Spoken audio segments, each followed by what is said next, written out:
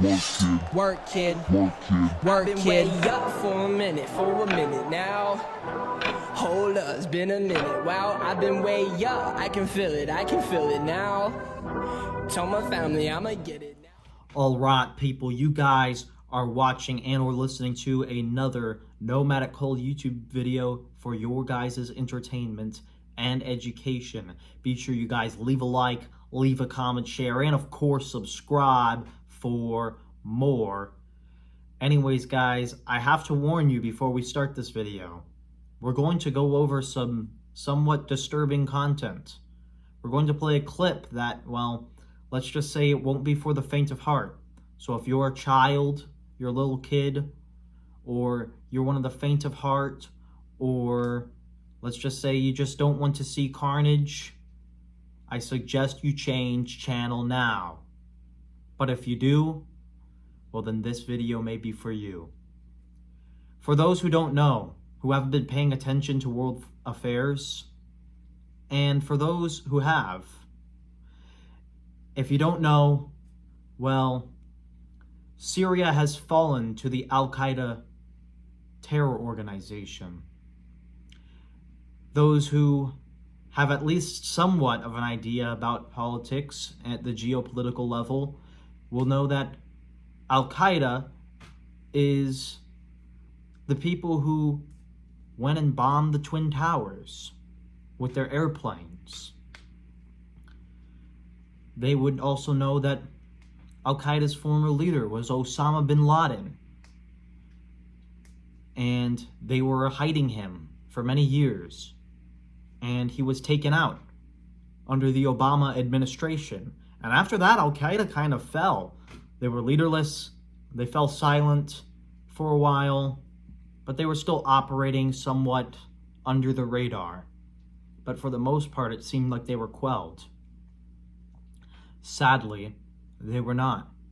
In fact, they were revived. They were revived, and it was our fault.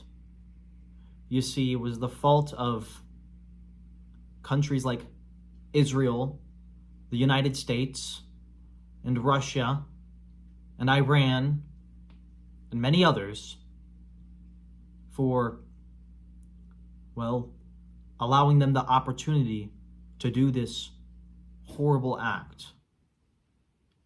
And they are now in Syria, which for the last 30 years, we've been meddling in their affairs, trying to get their oil, their opium, and their natural gas reserves. For the better part of 30 years, the US, Russia, Israel, and many other countries have been dropping bombs all over Syria, fighting the ISIS terrorists, and trying to liberate the region. All that resulted in it was, well, fairly recently, it was completely balkanized. Balkanized, for those who don't know, means split up. It means the territories were split up and given to other countries. So the US owns a portion, and that's mostly oil reservoirs, and Israel owns a portion, and they say that is to protect the Druze community. And there's a large portion at large which holds Damascus within it.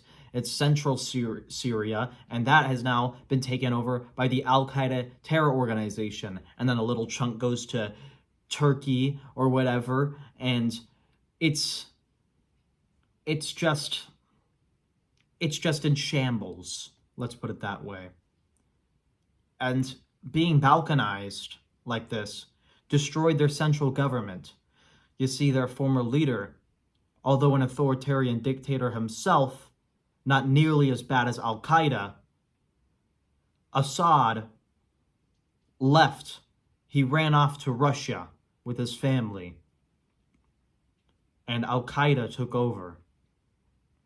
And they are not taking over peacefully. Instead, they are punishing anyone who has any association with the former Assad regime. And instead, They are killing indiscriminately everyone. They're killing Orthodox Christians. They're killing Jews. They're killing Druzes.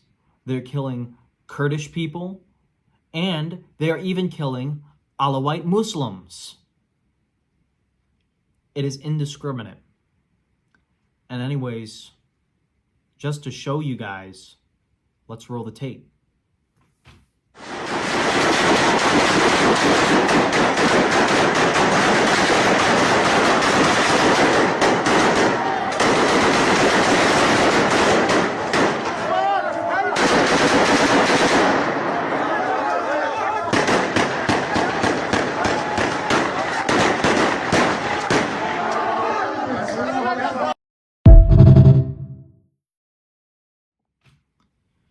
If you guys made it through that, well, it's pretty obvious.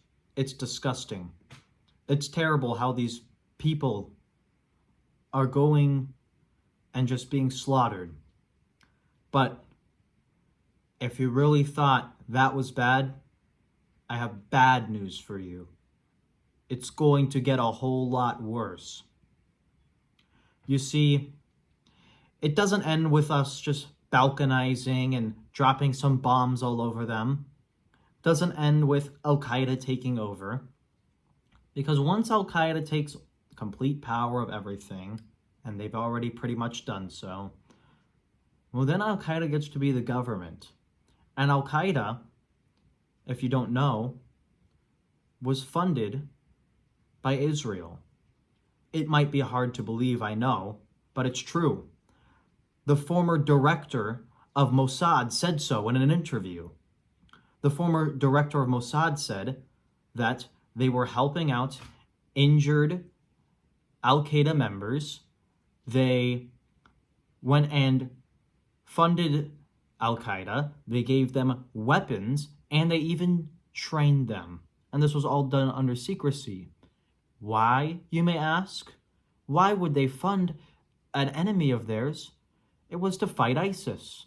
You guys remember back in like 2015, 2016, all those bombing raids the US was doing all over Syria?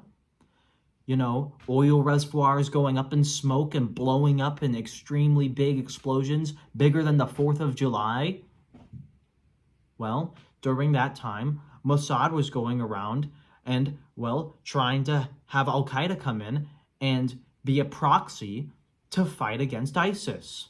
Why? Because ISIS was sitting on top of the oil reserves, the opium fields, and the natural gas resources that all these politicians want. And what's worse yet, these war pig politicians get kickbacks from AIPAC, they get kickbacks from the oil companies, and they get kickbacks from the military-industrial complex and pharmaceutical industrial complex, who all benefit off of this. They all benefit off of this war. And to make matters worse, Israel has this plan. We've talked about it before on live streams. It's called the Greater Israel Project. Israel wants its borders to be the biblical borders, where it borders up against Turkey. Israel wants to imperialistically expand into hundreds of thousands of miles of land. Why? Over the oil, the opium, and the natural gas that I just explained earlier. And they're going to do this all under the guise of democracy. They're going to say it's to save all these people who are being tortured by this authoritarian regime. They're going to say we must fight them, we must destroy them. But all that is going to happen is it's going to lead to a long, drawn-out, endless Middle Eastern war, another regime change war, where thousands of Western men are going to die, sadly. Many people will come home crippled. Others will come home in a flag-draped casket. And because all of our politicians are bought out by AIPAC and the military-industrial complex, guess who gets shafted? The poors, the American taxpayer. We, the working class, get shafted by these war pigs. The same war pigs who Ozzy Osbourne sang about. And it will all end, sadly, in mutually assured destruction that JFK warned us about. Everyone, this is bad news. It's bad. So don't fall for the lies. Look at independent media. Watch podcasts. Don't listen to MSNBC. Don't listen to Fox News. Don't listen to CNN. Because all of them are going to advocate for the deaths of your fellow poors. They're going to advocate for Western men going off to die to fight Al-Qaeda. And it might sound good because, yes, what they are doing is absolutely atrocious and has no excuse. But Al-Qaeda is they're just in the way of a larger plan, the Greater Israel Project. They're in the way of oil money. They're in the way of all this money for the politicians, for the rich, for everything. And they'll cover it up with patriotism and democracy. And you know what I say about that? Because it's only going to be just like Libya. It's only going to be just like Afghanistan. It's only going to be just like Iraq, where they lied to us about WMDs. You know, if Syria wants to be a terrorist state, then so be it.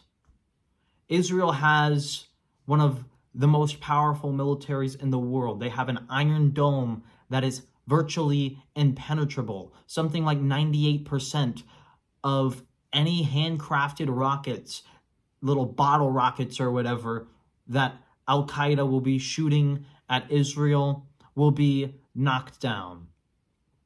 And don't be surprised if there's a false flag either. But, you know, they'll say it's patriotism and it's democracy and it's for your religion or whatever. And all I have to say about that is, to hell with democracy. Democracy has been used to justify so much of these endless wars, so much of these political campaigns that will just, all they will do is help with the corporate oligarchs getting what they want. And this is a video about democracy. Democracy? Democracy. Democracy isn't what these people need. Hell, it's not even what they want. America's been running around the globe trying to install democracies in nation after nation for a century, and it hasn't worked one time. Now, why do you think that is? Because these countries don't have the most basic building blocks necessary to support a democracy. Little things like, we ought to be tolerant of those who disagree with us, or we ought to be tolerant of those who worship a different god than us, or that a journalist ought to be able to disagree with a fucking president. And you think you can walk into this country based on fundamentalist religious principles, drop a couple of bombs, topple a dictator, and start a democracy? Give me a break. Anyways, guys, thanks for watching, and I hope you guys understand the message and get it through your head, put past the barriers that have been set up to distract you. They're going to try to distract you with the culture war while you're funding these endless wars in the Middle East. Thank you guys for watching. And again, if you haven't already, leave a like, share, comment, and subscribe for more. This is the Nomadic Cole, signing off.